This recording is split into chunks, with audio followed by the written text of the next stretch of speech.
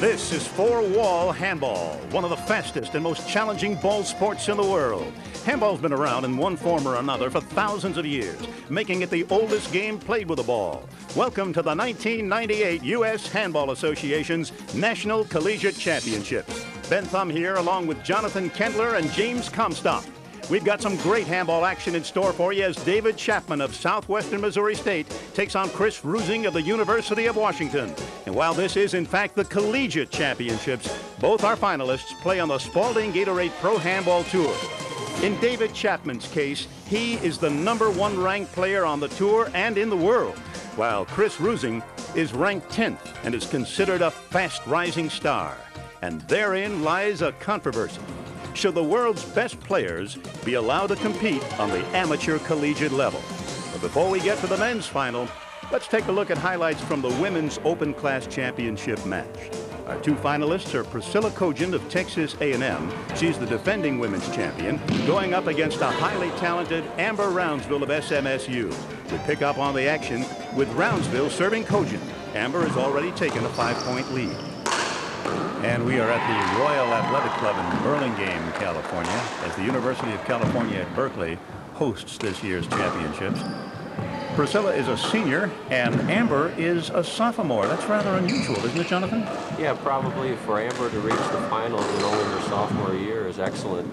You can see there she just missed a shot badly, but it was a ball that Priscilla was hitting to her left hand, trying to pick on her. That's one of the objects in handball, is search out your opponent's weakness and don't let up on it. She's doing a good job keeping the ball on Amber's left-hand side.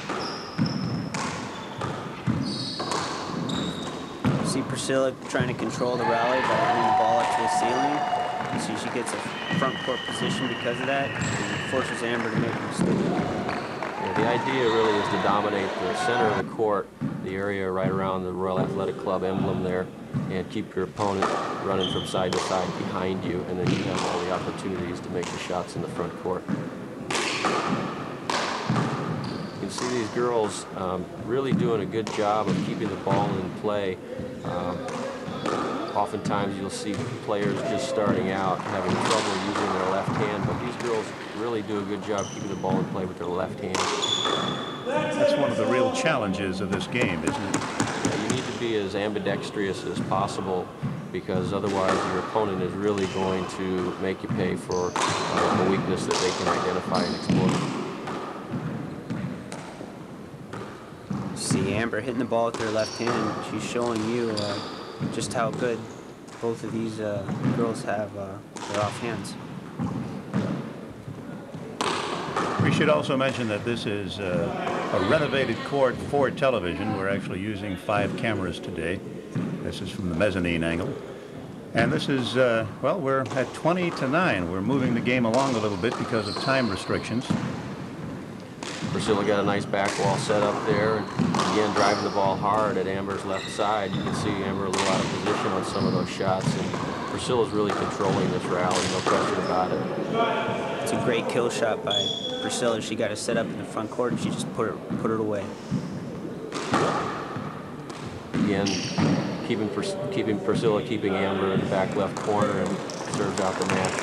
Serves out the first game of the match. Right, that was 21-9, Priscilla Kogin, and now Priscilla serving at 2-0, the second game. One of the most difficult aspects of playing on a glass court like this is picking the ball up off that back wall, but these girls don't seem to be having any trouble with that. Tell me about it. That's one of the toughest things in this game, especially when you're on a court that you haven't played on before. I spent most of my time this week in the hospitality room, but when I did get out to play, I was very impressed with all the young players and how a lot of the people in the stands came out to cheer for their teammates. Very exciting to be at the tournament this week. One of the things that's most exciting about the collegiate tournament is that you have your teammates rooting for you in the crowd, and they can make a lot of noise when you make a good shot, and it really helps you as a player. It makes you get excited about the match. You played your college ball at Lake Forest, didn't you? Yes, I did. In fact, I think both you guys went to Lake Forest, right? Yeah, Jamie picked up the crown after I left.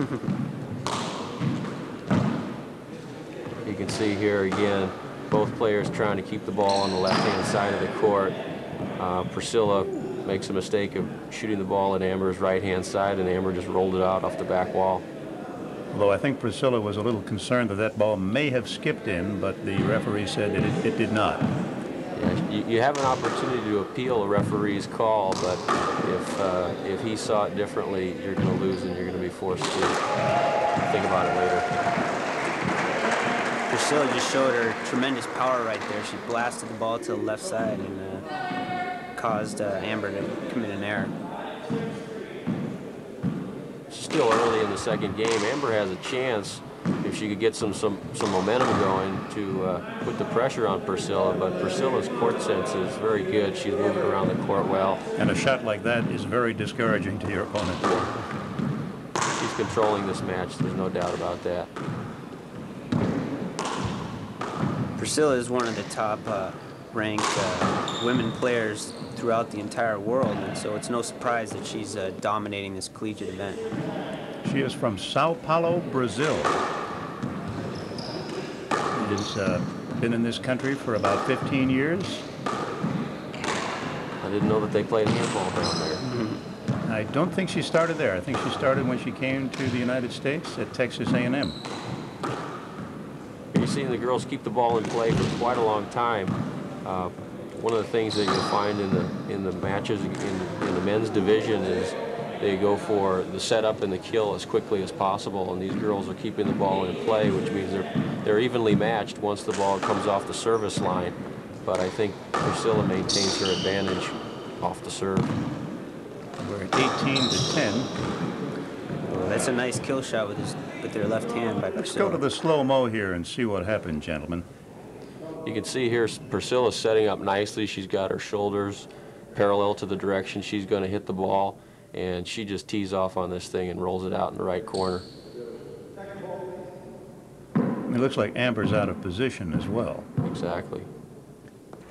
Beautifully executed. Priscilla has her opponent in the back court. She just goes straight for the front and ends the volley.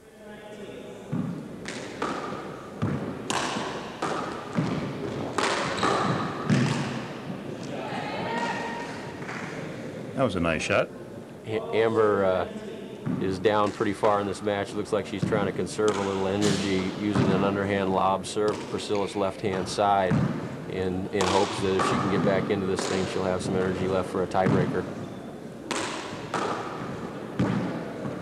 The lob serve, even though it's not very exciting, it is a very effective serve. Starts your opponent off at a disadvantage. Well, that was a beautiful shot by Amber with her left hand. But now I think we're getting to, well, it's 2016. Match point here for Priscilla.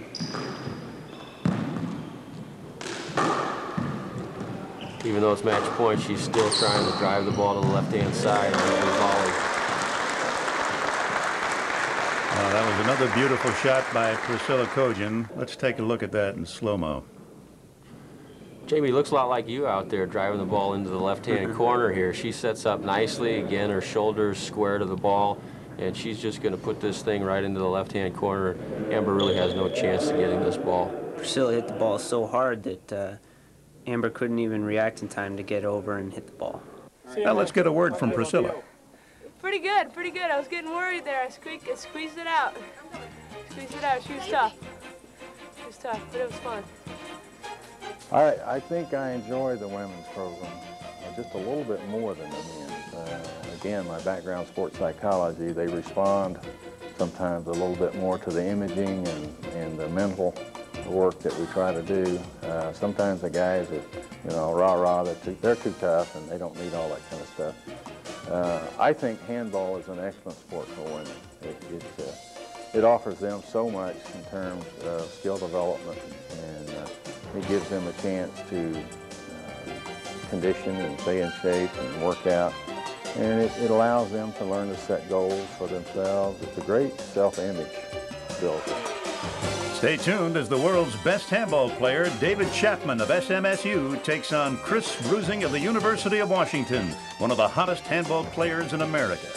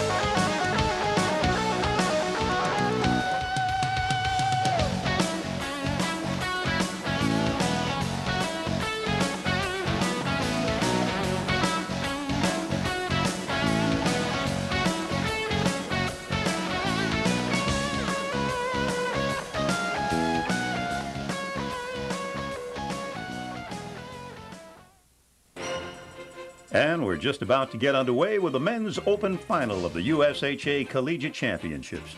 Handball history is being made today as it's the first time the Collegiates are actually being televised.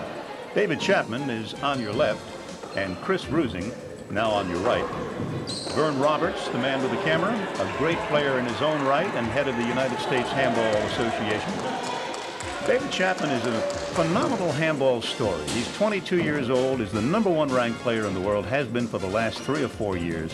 He is the 3-time men's open collegiate champion. His opponent, Chris Rusing, is 22 years old. Chris is a 2-time Washington State champion and one of the fastest rising players on the Pro Handball Tour. And as Chris and David continue to warm up, we should tell you that this year's Collegiate Handball Championships has a bit of a controversy brewing. Namely, should professional handball players be allowed to compete at the amateur level? Coach Mike Dow of Lake Forest College, which is just outside of Chicago, has a strong opinion. He thinks they should not. Well, I don't know. I guess I got an old-fashioned approach that intercollegiate athletics should be amateur as much as they possibly can be. We all know that at the Division I level, that's not entirely true. There's an awful lot of kids getting an awful lot of things, and you read every day in the paper about the things that happen at that level. But it's just a matter of amateur over professional. Can you really say, though, that the world's #1 handball player is a professional when he's really not making a whole lot of money at it? Well, that's true. There is no money to be made in handball, but the skill level is such that we can pencil in the winner, and every year that David's played, we just say everybody else can go home and we'll all play for second place. Well, that's one coach's opinion, and Mike Dow is one of the most respected handball coaches in the country. But so is Tommy Burnett of SMSU. He is David Chapman's coach, and as you might expect, he feels a bit differently about it. What's your view on David Chapman being in this tournament?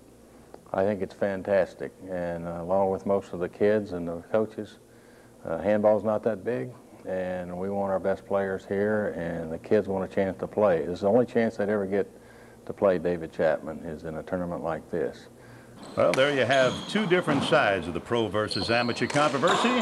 And what does the world's best handball player think about all this? I know if I was coming up as a player, a collegiate handball player, and I wasn't currently the #1 pro, I would want anybody possible to be in that tournament because I want to play the best. To improve my game, I need to play players that are better than me, and I want to see what they have. So yes, I think anybody should be able to play in the collegiates because I want to put myself into competition with the best players. Okay, we're just about to get ready to start here. We're down at courtside with Chris Rusing serving.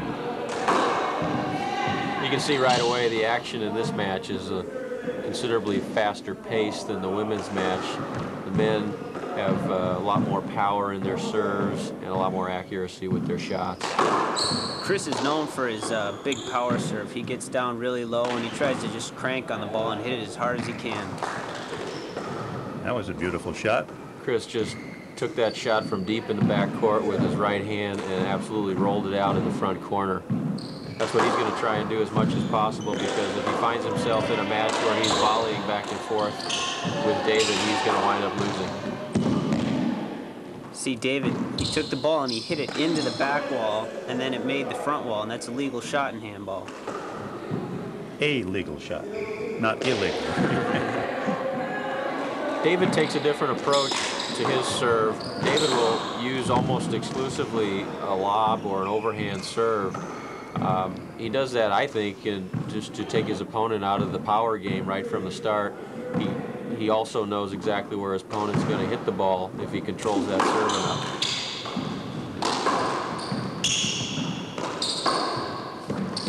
One of the things that a lot of people have said about David's game is that he's got excellent anticipation. He can move around the court and he'll get into position where the opponent's going to hit the ball, and therefore he doesn't have to be as fast as everyone else. But I think he does a good job of controlling his opponent, so his anticipation is based on the ability for him to control where his opponent's going to hit the ball. You get 2 serves in handball. If the first one doesn't make the second line, and you have to make it on the second serve. Oh, how about that, Jonathan? Well, David took one of Chris's hardest shots and has the hand coordination to sort of powder puff that ball into the left-hand corner, and that's a very difficult thing to do. It doesn't look very athletic, but it's very hard to do, and you can see he did it again right there. That's just amazing. It takes so much agility to make that shot. David going back to his bread and butter lob serve down the left-hand side, guaranteeing the return to his right hand. Dave Chapman has the best ceiling game in the entire country, so he knows when he hits that lob serve, he's going to start a ceiling rally, and he's going to win the rally. That was a beautiful passing shot. Let's go to the slow-mo replay and see that again. You can see Chris has a setup here off the back wall, and he's going to drive it hard to David's right-hand side, but David reacts nicely and just flips this ball back up to the left-hand side to try and get out of trouble. That's a great get. Not too many guys could make a get like that. No. It takes a lot of quickness to do that. Here, David quickly gets back to his feet because he knows Chris is going to try and put him away with his next shot while he was down on the floor, but Chris doesn't quite get it where he wants to and winds up giving David a shot that he can hit hard. See, Chris is out of position here, so Dave realizes the whole right side of the court's open, and he hits it right by Chris. Which is easier said than done.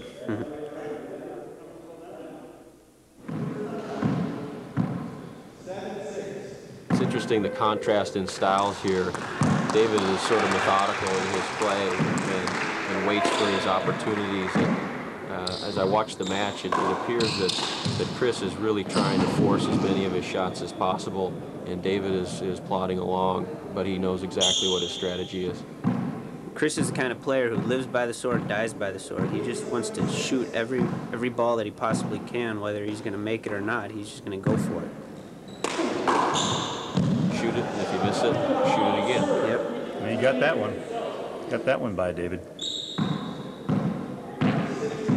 Chris is known as one of the hardest hitters in the game, and so a lot of the times when he winds up and he's going to try and kill the ball, he's going to hit it so hard that he's going to get it by his opponent. You saw Chris right there taking the ball from deep in the court with his offhand, his left hand, and still he almost appears to be ambidextrous. He's done a great job of developing his left hand so that it's not a weakness for his opponent to pick on. He's also done a great job of staying in this game with David Chapman. #1 player in the world. You would think Chris would be very nervous.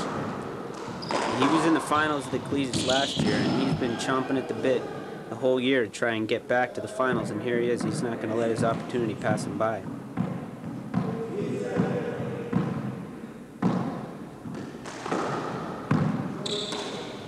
Again, David going to the lob serve. Gives himself a nice little setup there. Chris is really hustling here. That's a great hustle play. Kills the ball with his left hand in the front court. Let's take another look at that. That was some incredible movement on the part of Chris Rusing. He really covers a lot of territory, that kid. Chris really isn't known for his speed, but here he's going to have to rely on it to stay in this rally. I think David was trying to squeeze the ball down the right-hand side here and didn't get it quite as far over as he wanted to. Chris is way out of position. He's got to hustle all the way back to the front court if he's going to get the ball. Little mid-course correction here. Now, this is a tough shot to make. He kind of leans into it a little bit, and he hits a nice shot where Chapman can't get to it. With his offhand, we might add. Right. Don't go away. We'll be right back with more of the Men's Open of the 1998 USHA Collegiate Handball Championships.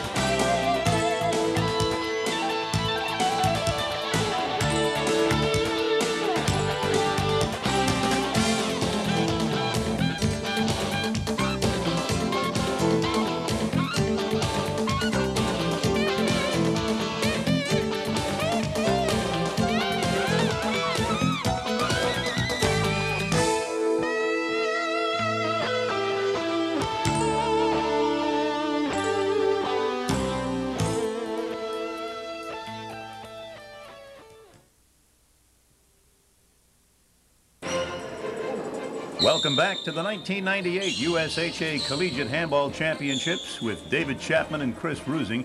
Chris is holding his own in this match. He's got 7 points to David's 8. I think a lot of people might be surprised by that. I think that Chris has done a good job of keeping David off balance with a lot of his power shots. I'm not sure that David was quite expecting this much of a challenge from Chris. I don't think Chris was expecting that shot from David. I think to this point in David's career, he hasn't even lost a game in the Collegiates, so it's really amazing that Chris is staying with him this well. Is that true? He has not lost a game? He has not lost a game in three years of being the champion. Here we're still at 9-7 in the first game, and David's sticking with his strategy of lob serving down the left-hand side to Chris's offhand. I've had the misfortune of being on the losing end of that lob serve. It's really a very frustrating experience. It is quite an unusual serve, and not many guys use it, but David has had an enormous amount of success with that lob serve. We asked him about that recently. I use a lob serve mainly because my power serve is not the greatest, and when I use the lob serve, I know exactly where my opponent's going to return it. So if I'm hitting a power serve, they could return it different places each time. When I'm hitting a lob serve, I know they're going to hit it to my right hand on the next shot. And once again, David is in the service box, and it looks like another lob serve coming up. Yes, indeed. Let's see what Chris does with this. Turns it to David's right where he wants it. How about that? Fantastic. And Chris has decided wisely to call a timeout here and try and break David's momentum. But he's still staying with him. He's got 7 points to David's 11. This is still early in the game. Rusing has a chance to come back if he can get his offense going.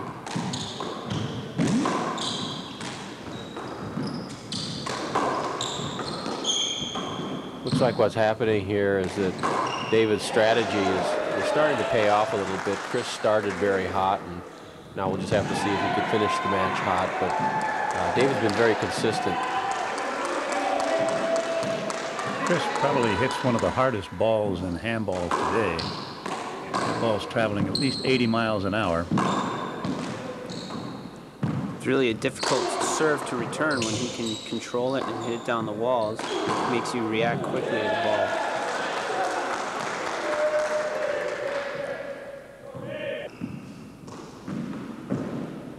You've had some success playing, Chris, have you not? Yeah, over the course of the years, I think we played 5 or 6 times, and he's only beaten me once. And I think it's just due to the fact that I try and make him shoot from deep court instead of from up in the front near the service box. And the farther back you can make him shoot, the lower his shooting percentage is. His first serve percentage is not that good. He hasn't been getting that first serve in. He's had to resort to the second serve too many times. That's usually an indication that either the player is getting tired or maybe the ball is getting a little bit dead on these guys. Let's see what happens here as Chris slams another patented hard serve at David. David doesn't seem to have any problem with Chris's serves for the most part. He's been facing those hard serves for virtually all his life, so it's nothing that's going to take him by surprise, that's for sure. Chris really leans into this shot here with his left hand, and David's going diving down the left-hand wall, but just can't get his hand on the ball. It's really great form by Rusing.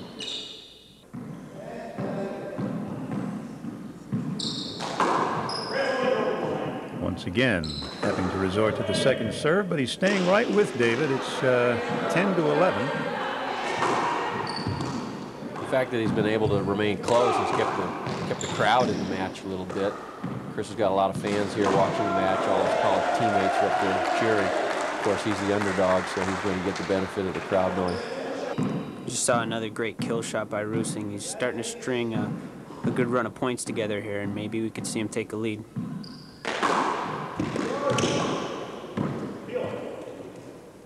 Chris is appealing that call. We'll get to see here on the replay whether the serve was actually short or not. What's that look like to you? A blur. Tough to tell. That's why the referee's job is so tough. Yeah, he doesn't have the benefit of slow-mo, but that ball looked to me like it might have just cleared the line. Hard to tell. That was a close call. Let me see it one more time from another angle. Yeah. Hits that ball so low and so hard, it's impossible to tell. And we're back with Chris Rusing holding his own. 11 all. Together at 11, as they say in Ireland. Chris got a crack on the serve. Now he's got Chapman out of position. He's trying to move him around the court, waiting for a shot, and there he rolled out a ball with his left hand. Outstanding shot with his left hand. You can see Chris is getting excited about that with his fist pumped up in the air. But that's a difficult shot, falling off backwards, and to roll it out with your offhand. Rusing's always been a streaky player, and it looks like he's in a hot streak right now. Let's see if he can keep his momentum going. Oh, my. I think he got away with one there. We'll be right back with the Men's Open Championship with Chris Rusing leading David Chapman at this moment.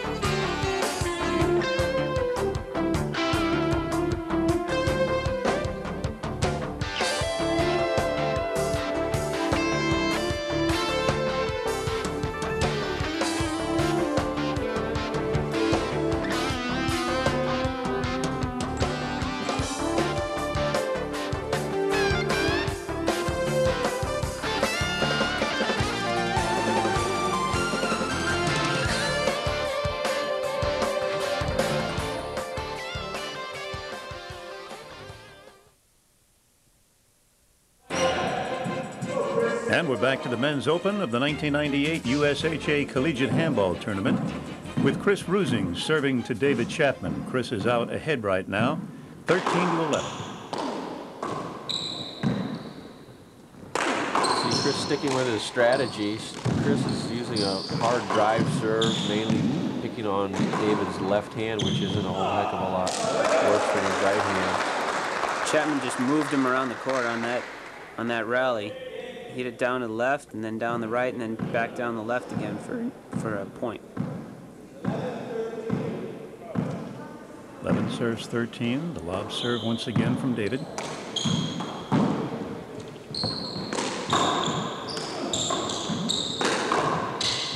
David just blocked him off right there, and he hit the corner for an easy kill.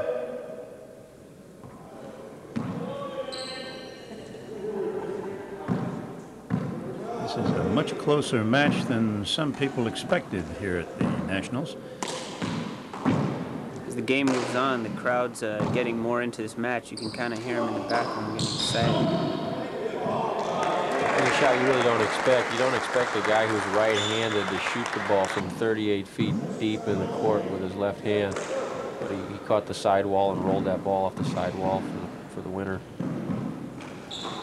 See Chapman changing up his serve. He's going to a kind of a cross-court lob, and I guess he feels that his lob serve hasn't been as effective as it has in the past, so he wanted to go to something different.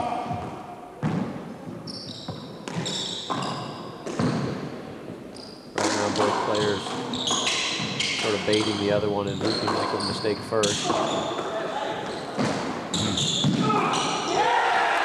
Oh my, that was beautiful. Incredible rally. Let's see that again in slow motion. Rusing leaves the ball in the front court. Chapman doesn't do much with it. He just kind of pushes it over to the left. Here comes the power of Rusing. He leans into it with his left hand. He makes Chapman run up to the front court. Tries to pass him. Rusing's quick enough to get back here and hit it into the back wall and stay alive in the rally. Now that takes a lot of eye-hand coordination right there. Absolutely. And David, realizing that Chris is way back there out of position, going to try and dump this one into the front court, but it looks like he hits it off the fat part of his hand there and just left it up a little bit too much, and Chris, hurrying into the front court, was able to roll that one out. That was the rally of the game so far. Very exciting handball. That is handball. Chris Rusing serving David Chapman 15-13. Well, that's a great get by Chapman. He's keeping the rally alive, making Rusing work for this point. It's a great kill shot to end the volley. Those were two exceptional gets by David, but to no avail. It happens a lot in handball. You work your tail off to stay in the rally and just to watch your opponent finish off the rally. You get to see Chris hitting a shot with his left hand, and he's really following up an excellent shot, but with his right hand, just demonstrating once again he's almost as ambidextrous as they come. And now, of course, he's got a nice setup shot there with plenty of room. Gets a good look. And bingo. Kills it in the right front corner. Textbook. It's a good way to use the walls. Chris is really doing fantastic in this first game of the Men's Open Final. 16-13 against the world's best player. Can't ask for more than that. Chris isn't used to being in this position of having a lead this late in the game, so we'll see if he can finish off the match. Another great kill shot. Oh my, that was excellent.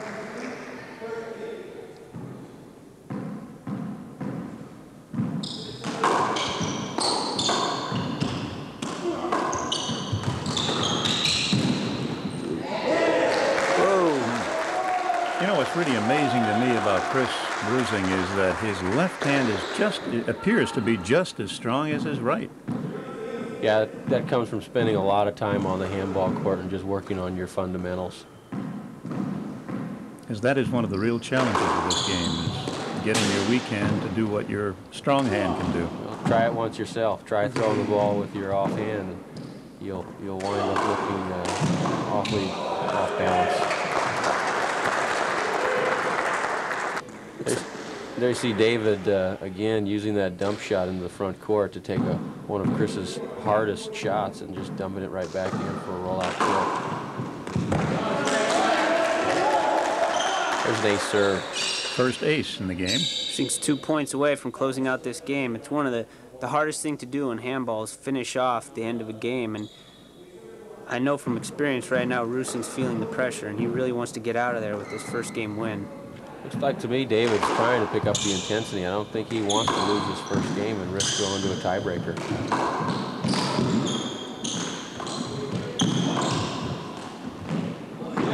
making Rusing work really hard for his points.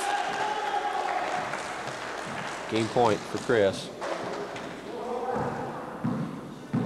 Here we go, 1 point to go. They say it's the hardest one to get. He's going to go for an ace serve right here. Let's see if he can do it.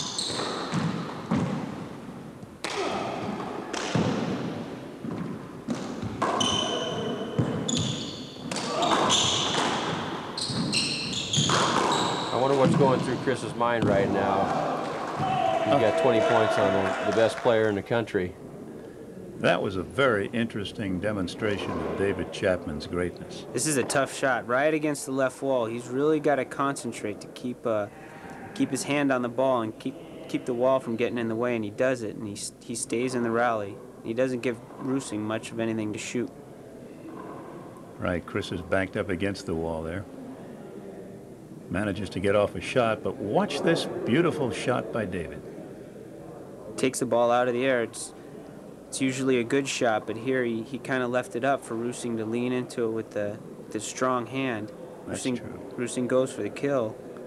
He doesn't quite get it, and Chapman stays in the rally. See, he closed his hand with that shot and fisted the ball down the left side. Chris just unable to get the ball, cracks his head on the side wall. He's going to need a towel. That was a great shot. Last shot by Chapman. Beautiful passing shot, off balance. Chapman's going to try and put a run of points together here to steal this first game from Rusing. Here's a setup for Chris. He finishes it off. He's got the serve again at game point. And if we could get a close-up of David right now, I think you'd see a very surprised handball player. Good Rusing, he gets so low and just drives the ball. See if he gets it on 2 bounces. He called 2 bounces on himself, and it looks like it did hit the floor.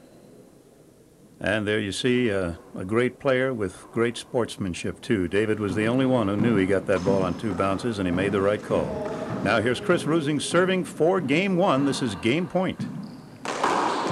See Rusing sticking with his power serve to the left side. He gets the setup that he wants. He doesn't quite put it away. But look there, he finished off the game. Exactly, burying it in the left corner.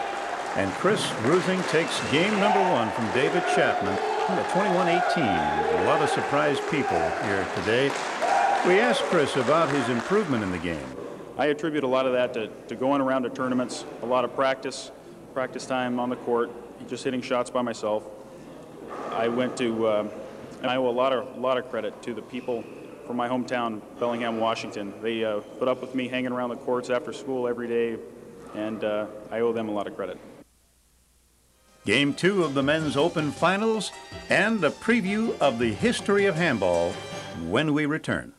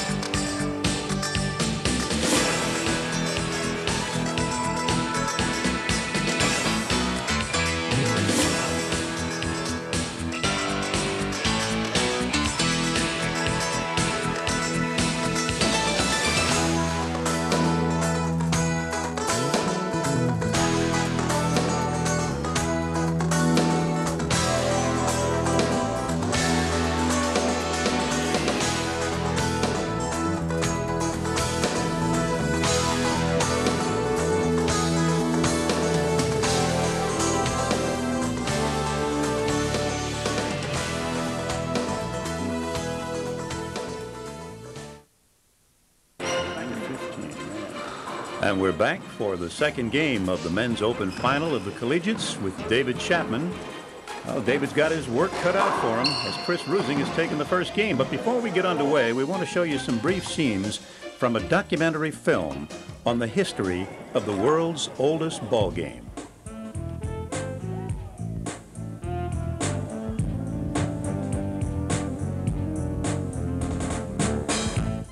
It's a game whose history is centuries old. It's been played against the ruins of ancient Irish castles, behind barrooms of gold-flushed San Francisco, and on the concrete playgrounds of Brooklyn and the Bronx. You just go in there with your bare hands and one other person, and pretty much anything goes. A blend of power and speed, of ballet-like moves and crushing kills, of complex strategy and street-smart court sense. That's handball. It's a physical conversation, you know. I mean, you probe the weaknesses and then you attack. Players going toe-to-toe, matching skills one-on-one, going at it anywhere a wall and a flat patch of ground present an opportunity to play. That too is handball. They could play up against any kind of wall. Garage walls, convent walls, castle walls. Where there's a wall, there's a way.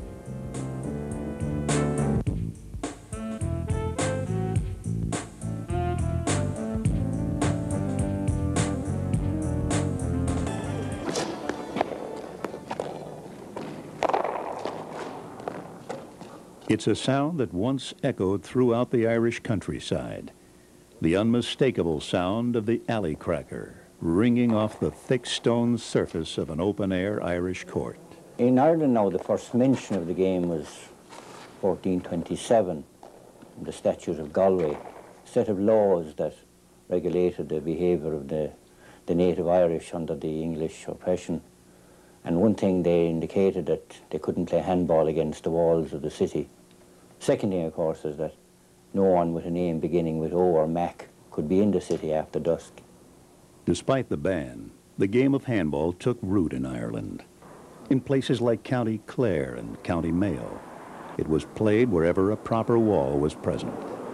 In fact, it was the church that built many of these courts to keep the locals from banging up the castles and cathedrals in the center of town. Handball courts were by and large developed by landlords as a way of providing some sporting activity for their farm labourers. Quite a few of the landlords themselves became immersed in the game. The handball court at the time was a large three-walled edifice. It worked as a place to play handball. It also worked as the local dance hall, everything. And there are stories told of Tungraney where when the playing during the day was over, the dances were held in the court at night using bicycle lamps hung from the wall. In Ireland, the game was sport. It was social cement, and it was big-time entertainment. The first media star in handball, he would be Willem Baggs of Tipperary about 1840, travelling to the fairs and the festivals around the county further afield, where he played a local champion for wages up to about 100 guineas. He was noted to have played an army officer for 500 guineas for a bet in which Baggs wasn't allowed to use his hands. Hands were tied behind his back, and he beat the army officer just using his feet alone. Don't worry about the camera.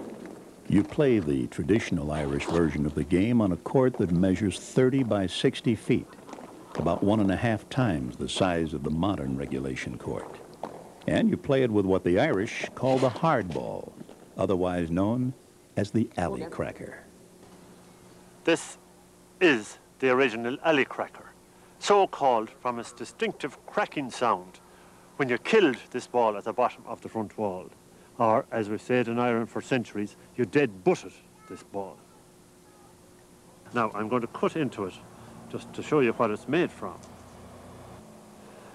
It starts off with a little piece of hazel wood in the core of the hairball.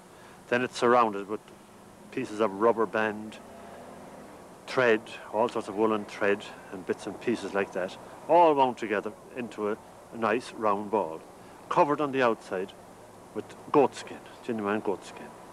And, you know, when you get a fresh hairball even, you could even smell the goat. So that's what your hairball consists of. Always after a handball match, I mean, there was no such thing as enemies in the olden days. You must remember, we travelled maybe 200 miles to play a match. And when the match was over, we all retired to the pub. That was part of the tradition. And we didn't worry about drinking and driving in them days. For they say you are taking the sunshine that has brightened our pathways a while.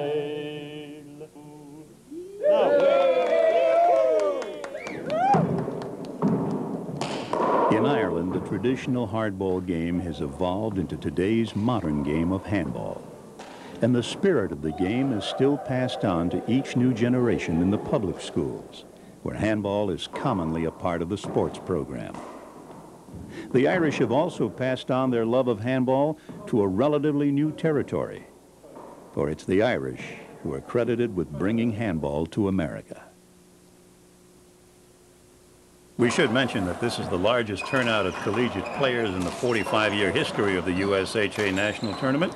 More than 20 players came from colleges and universities in Ireland alone, including Ireland's top collegiate player, Sean Devine. It's been a great experience. This is my third year playing in the Collegiates.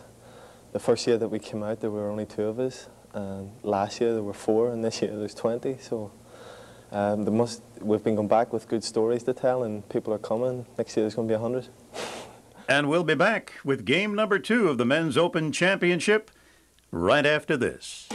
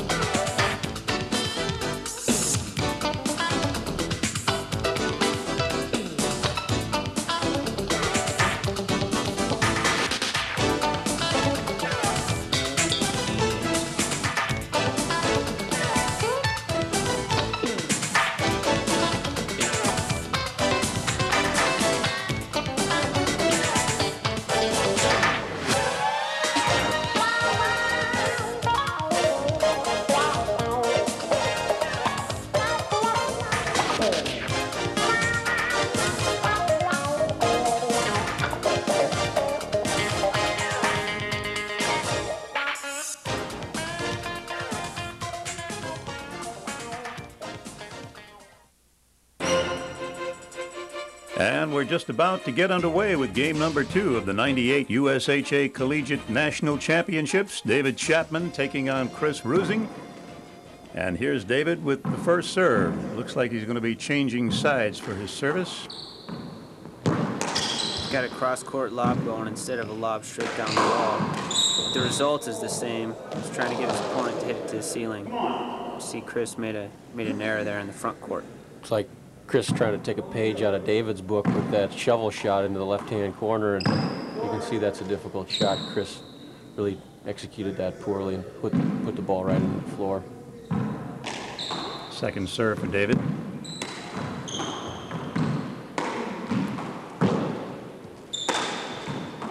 David's trying to take Chris out of that offensive attack that helped him win the first game. So now he's going to try and slow the game down, take Rusing off track. That ball looked to me like it skipped in. I think the referee agreed with you, calling a point for David Chapman.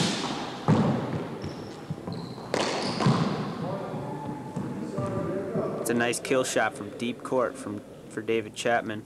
Seems to me like David is hitting the ball harder these days. I think he's bulked up a little bit. Well, you know, he's not getting any younger. He's still going to drink beer.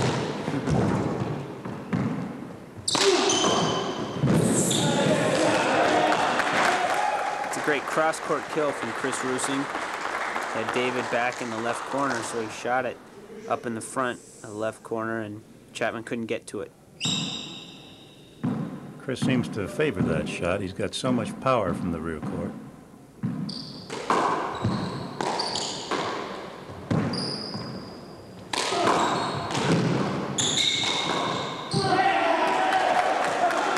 There's a nice exchange in the front court. Chris was able to take two shots at killing the ball in the front court. David did make a nice return of his first offensive shot, but Chris was right there to take advantage of the setup that David left him with. The more times that Chapman forces Chris to kill the ball, the more tired Chris is going to be as the match wears on. So it's to David's advantage to keep returning those kill shots.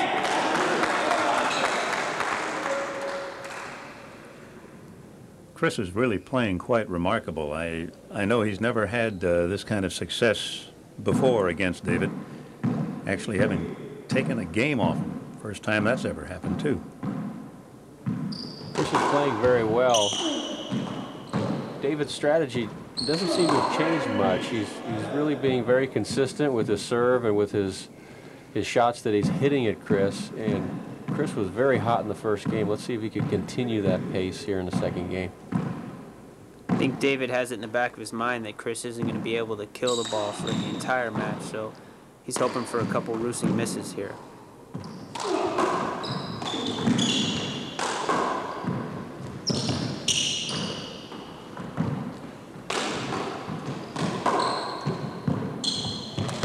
You see that Chris is working hard for a lot of his shots. He's moving around the court well. David is steady. This match is sort of taking on the appearance of the tortoise and the hare.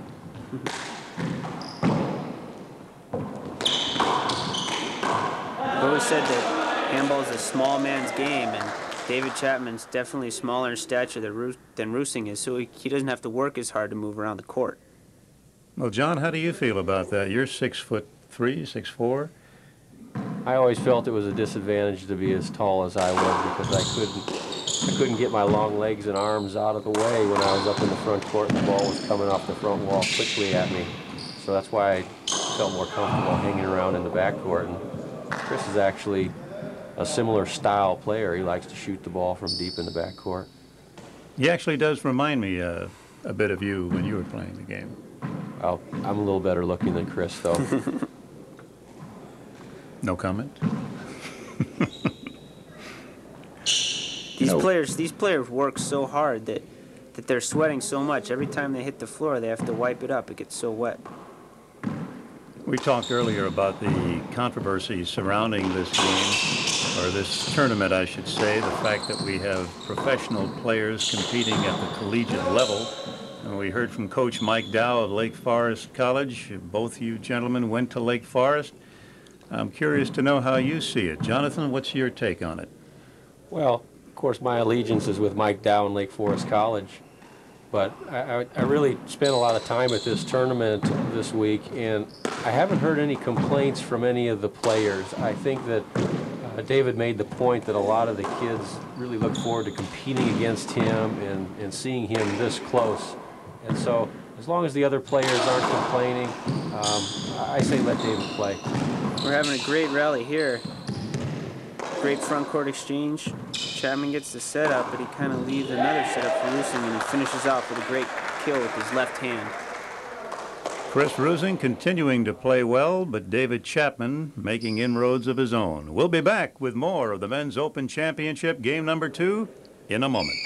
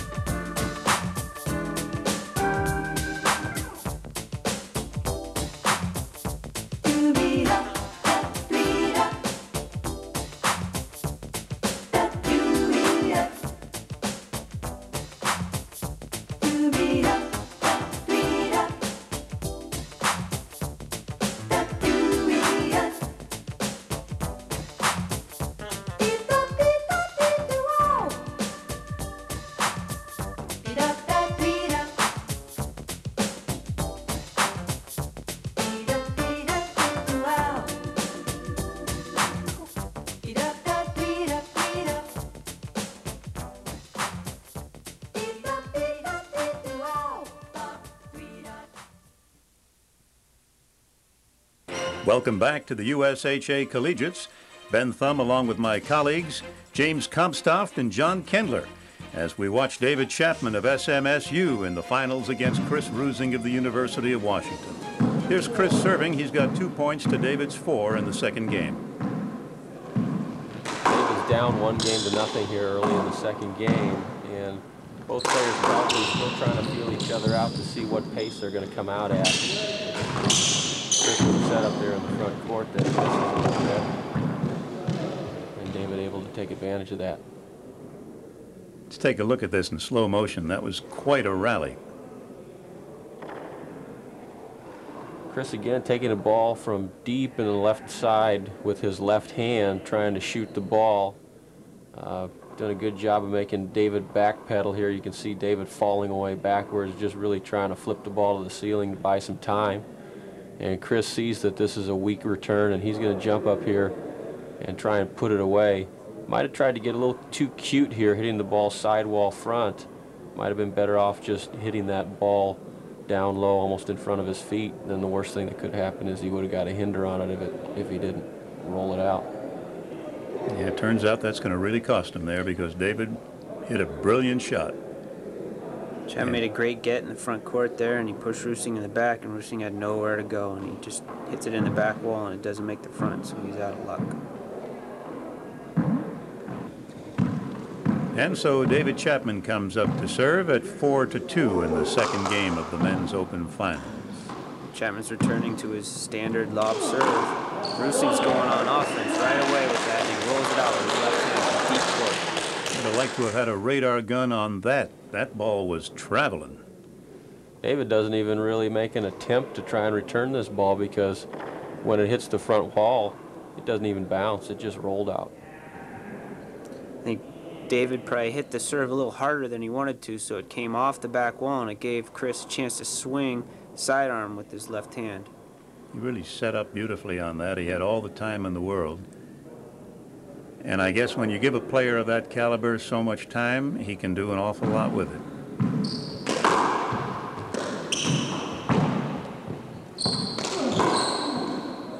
There, Chris took a kill shot from deep court, and it was a little bit too deep, and he ended up skipping it in, so Chapman gets a serve back.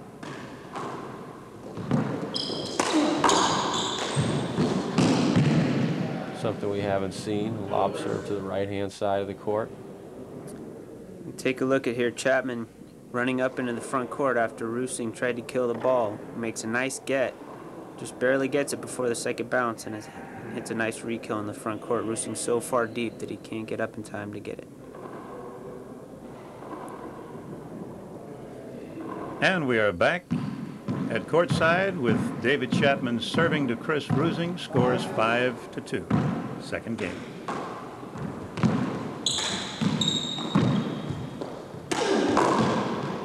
Another nice kill shot for David Chapman. Seems like he's starting to get on a roll here. He's starting to distance himself from Rusing with a 4-point lead.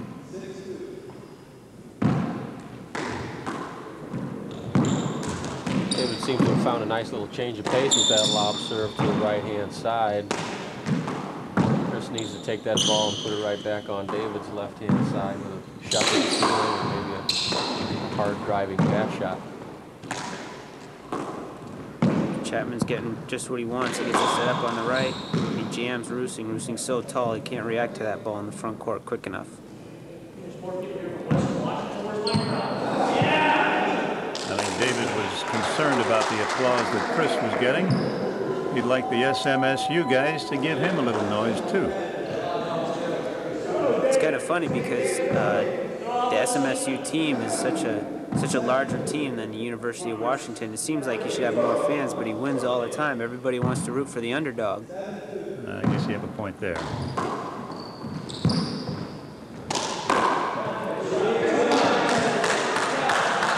And displaying his deep court offensive skills right there.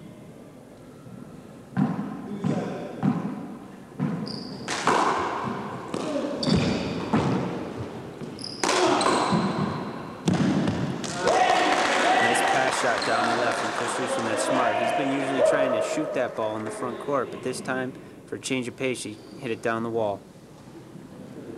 James, I know you were in the semifinals of the Collegiates for 4 years in a row. What are your thoughts on professional players playing in the Collegiates? Well, I've always believed that a tournament should do whatever it can do to get the best possible players that it has. But I think what Coach Dowd was alluding to, and something that I kind of agree with, is that David Chapman has become so good. He dominates play so much that it almost becomes kind of silly for him to want to play against someone that he's so much better than. And in his first 3 years of winning the Collegiates, he never even lost a game. It wasn't even close. Here we'll get to see an instant replay of that last rally where both players had an opportunity to put the ball away, but it's David Chapman that capitalizes on the mistakes of Chris Rusing. Here, both players trying to drive the ball by each other. David sets up nicely for a back wall shot, and instead of killing it, he's going to pull it to the left-hand side of the court and get Chris Rusing running after the ball. Here again, Chris is going to try and hit the ball into the back wall, sending it forward into the front court. And it's a shot that keeps him in the rally, but the problem is it gives David an easy setup in the front court. And once again, another passing shot, and this time Chris gets another tour of the court, and David picks up a point.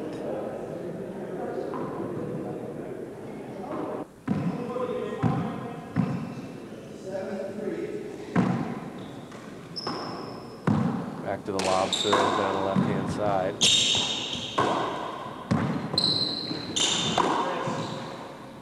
Rusing's starting to, his errors are starting to mount, and Chapman's starting to build the lead here in the second game. Probably a sign of fatigue. Chris has spent a lot of energy chasing after Chapman pass shots in the first game.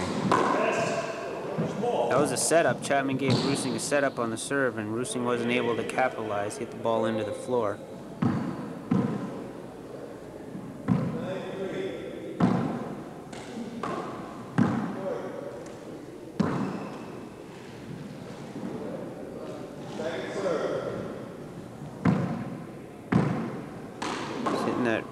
Lob serve to the right side now on the second serve. The end result is the same. Another kill shot for Chapman. That's a tough shot out of the left corner, even for a right-handed player. We'll be right back with more of the Men's Open Championship right after this.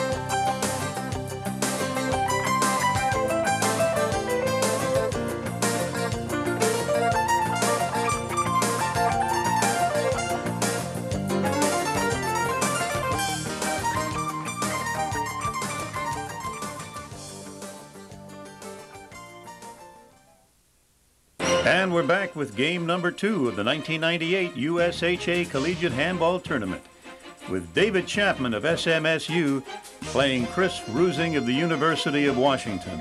These guys are also pro players, and there's a bit of a controversy about that at this tournament. David serving Chris 10-3. You know, James, when you were playing for Lake Forest, you were also on the pro tour, were you not? Yeah, I was just starting to break onto the pro tour my junior and senior years, and there were a number of players in the collegiates as this year that were up and coming players who were just trying to break onto the tour.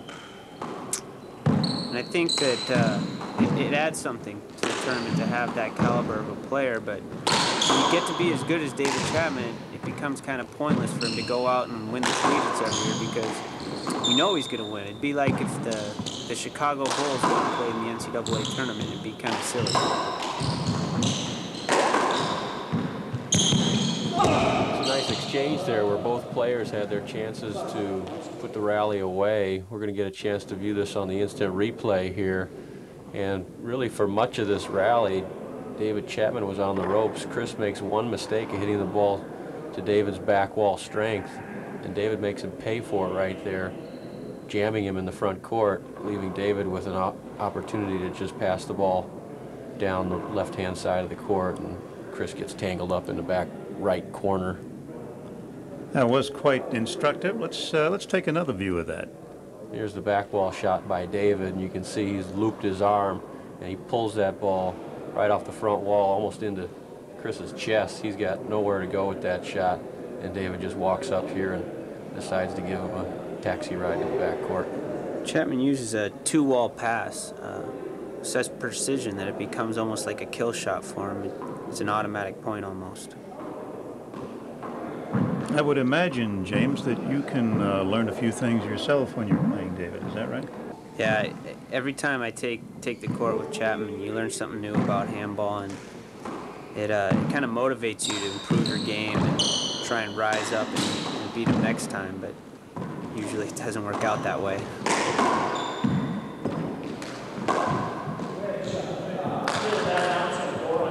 David is appealing this call. He felt that the ball took a bad bounce off of the door, and he does have the opportunity to appeal that play, and the two linesmen have to disagree with the referee in order for his call to be overturned. It's like David lost that argument. And here Chris is continuing to have trouble getting that first serve over. Again, probably a sign of fatigue. Handball is such a physically demanding sport that for them to be out there on the court for this long, it's going to take its toll eventually. David is appealing now this second serve. He thinks that Chris double faulted here. Looks like Chris is trying to give him a head fake and sneak one down the right side, and that's awful close. I cannot tell whether that ball was good or not. Of course, we have the benefit of slow-mo replay, which the referee does not. It's tough to make those calls. I sure wouldn't want to be refereeing this match.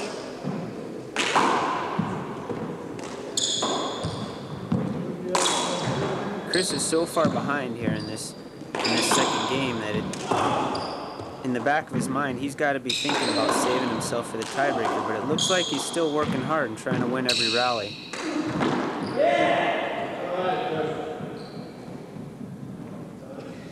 And some confusion there. Chris wasn't sure whether that shot was a kill shot or a skip ball. Looks like it skipped into the front court for another point for David.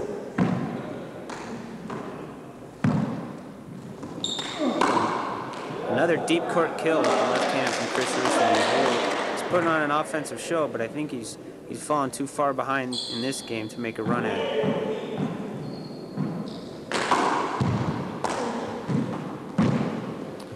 Excellent shot. You can see Chris had plenty of time to set his feet and pull the trigger on that shot. As tired as Chris must be, he's certainly still playing a lot of offense.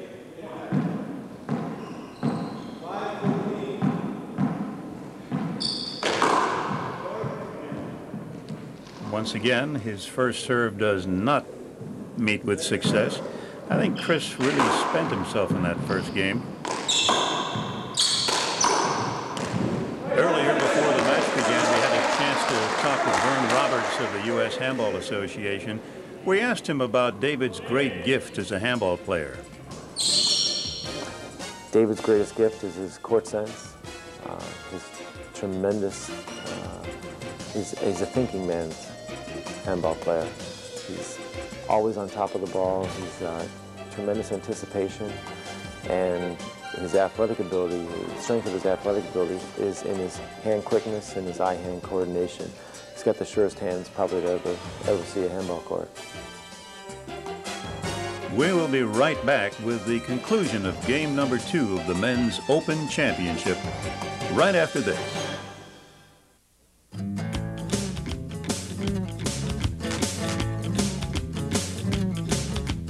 Life demands some real determination. Some will stand and some will surely fall. And I've learned how to handle confrontation. Up against the wall, waiting for the shot, moving with the ball, and never giving less than all I've got. It's not about fad, it's not about fashion, it's not about fortune or fame. It's all about passion for playing the perfect game.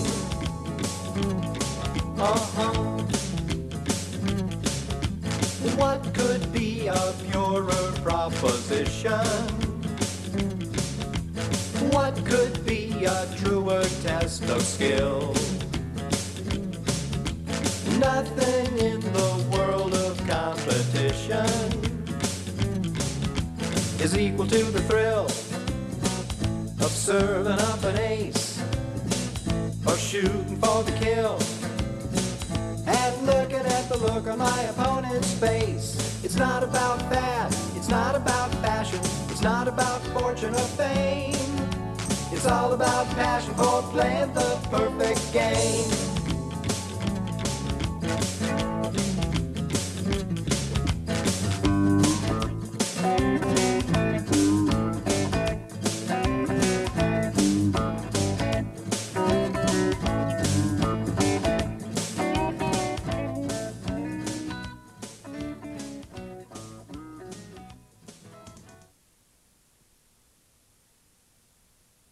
And we're back with the conclusion of game number 2 of the USHA Men's Open Finals of our Collegiates here, and Chris Rusing is serving to David Chapman.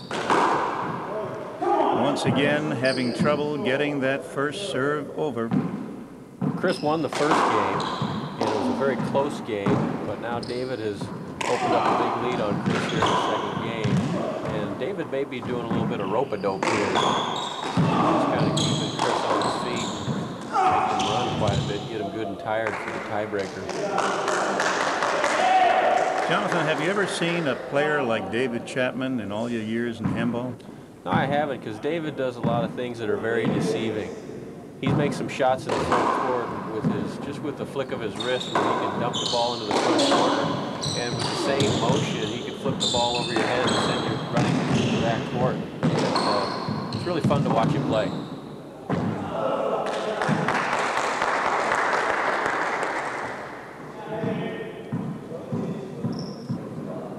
Chapman looks like he's poised to wrap up this second game right here.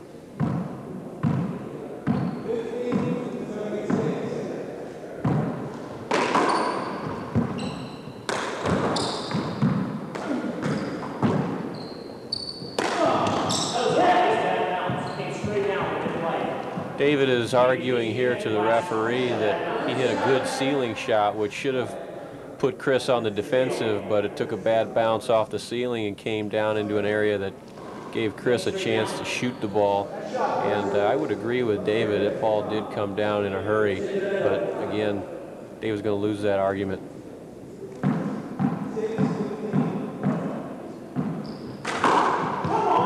Another short ball by Rusing.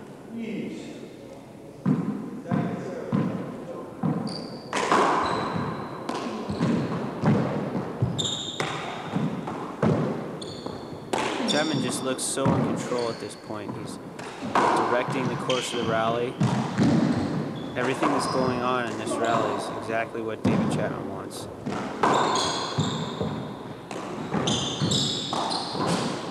Even got away with a Poor shot there. Rusing has to hit a 40-foot kill shot to get out of trouble. That was quite an exciting rally. I don't think Chris was really looking forward to that. Not with the condition his legs must be in right now. He's doing a lot of backpedaling. Again, we see a short serve. Oh, that's 3 in a row for Chris, not being able to get that ball over. You'd think as hard as he hits that ball, he wouldn't have a problem. Well, when you don't bend your back because you're tired, you don't execute the shot with the right fundamentals.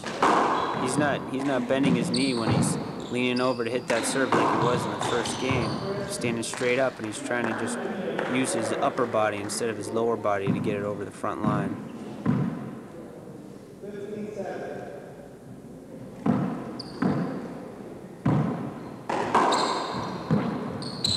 Chapman's using this kind of quasi three-wall serve here.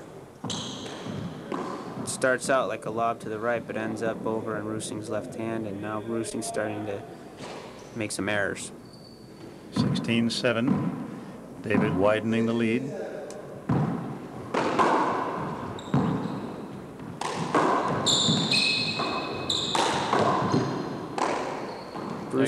If Rusing doesn't get on track here, he's going to have a hard time getting the momentum back at the beginning of the tiebreaker. Chris wisely calling a timeout here, try and collect himself. Here's David serving at 17-7.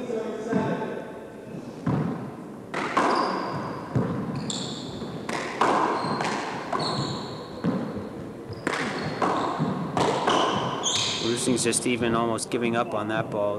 It was a ball that came up, it bounced. The second bounce was past the short line. He could have retrieved it, but he let it go. I think he's saving himself for the tiebreaker. I think the crowd's saving themselves for the tiebreaker, too. I haven't heard too many of those Rusing fans making any noise here in the last 10 minutes or so. If you watch David Chapman play enough, you'll learn that he can silence a crowd in a hurry.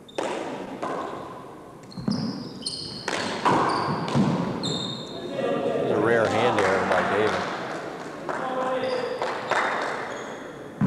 You don't see him make too many hand errors. It's one of the reasons he's such a successful handball player. Very consistent.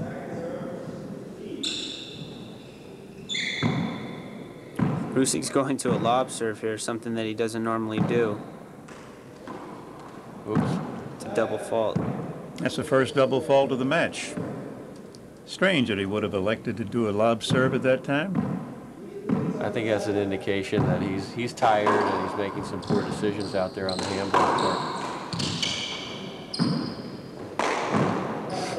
That was a good decision. Yeah, that was a pretty good decision.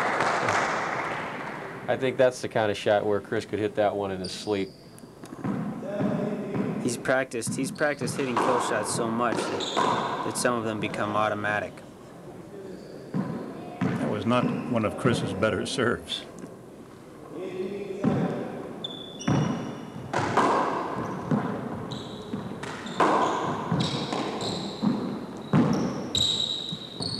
can see the life kind of draining out of Rusing's play right here. Interesting that David really hasn't changed his strategy since the beginning. He looks pretty much the same as he did during the first part of the first game, and here he is seemingly getting ready to close out the second game, and his strategy has been very consistent, and I think he's finally starting to wear Chris out.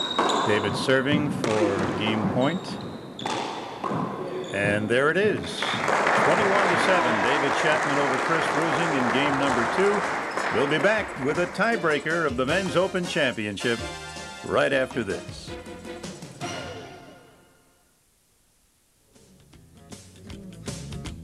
Nothing in the world of competition is equal to the thrill of serving up an ace or shooting for the kill and looking at the look on my opponent's face. It's not about fat, it's not about fashion, it's not about fortune or fame. It's all about passion for playing the perfect game.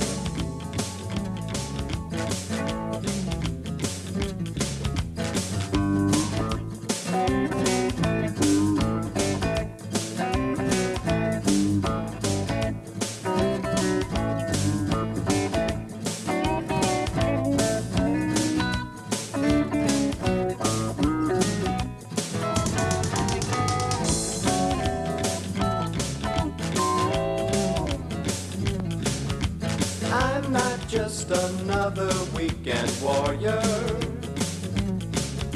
And handball isn't just another sport. So when the game of life begins to bore ya, meet me on the court. If you're ready to rebel, I'm happy to report that the world's oldest game is alive and well. It's not about fad, it's not about fashion, it's not about fortune or fame. It's all about passion for playing the perfect game.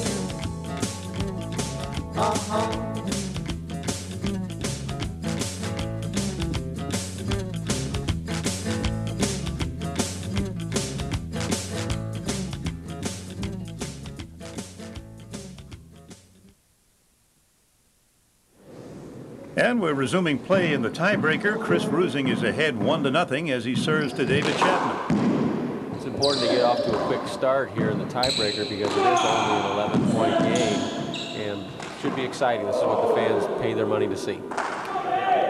Chris Rusing thinks that Dave Chapman's get up in the front court took 2 bounces. Let's take a closer look. Here we see Chris getting set, hitting it into the right front corner. David anticipating, making a diving get. Did he get to that ball before it bounced twice? Hard to see from that angle. Tough to tell from that angle because David's hand was really shielding what we needed to see. Well, fortunately, we have a front wall camera, which is going to show us exactly what happened, we hope. Here's Chris once again getting set for that shot into the right corner. David diving up in front court. It looks like he just gets his hand underneath the ball for a legal get. It's a good call by the referee. That was an excellent call. Chapman regains a serve. He's going to go to that quasi 3 wall that he hit at the end of the second game that was successful for him.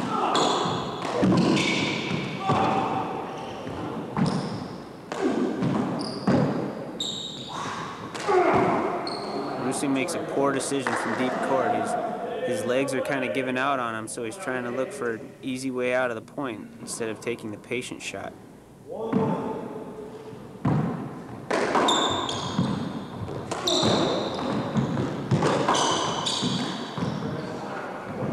At this point in the game, I think both players' legs might be a little bit tired, but Chris seems to be showing it a little bit more than David.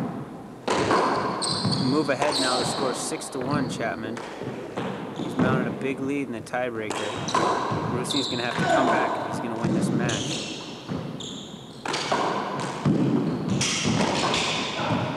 What a great rally by Chapman in the front court. He hit a beautiful pass shot, and the fans appreciate it. Sort of hard to come back on David Chapman with a score of 7-1 in the tiebreaker. Let's see what Chris can do.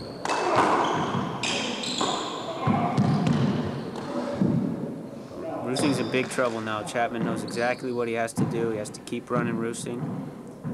Chris is in big, big trouble.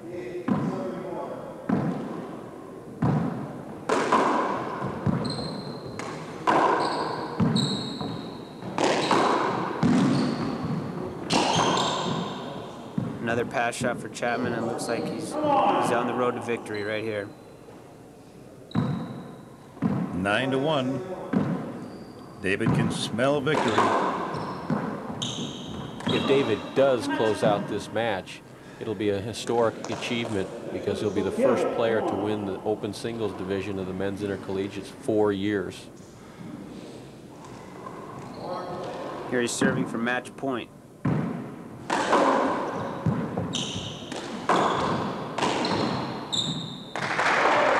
there you have it, folks. The first 4-time winner of the men's open division of the USHA Collegiates, 22-year-old David Chapman, continuing to rewrite the record books. And that's it from the Royal Athletic Club in Burlingame, California. A historic end to a great match as David Chapman wins his 4th men's open division final of the USHA Collegiates. On behalf of my colleagues Jonathan Kendler and James Comstock, this is Ben Thumb saying, see you next year.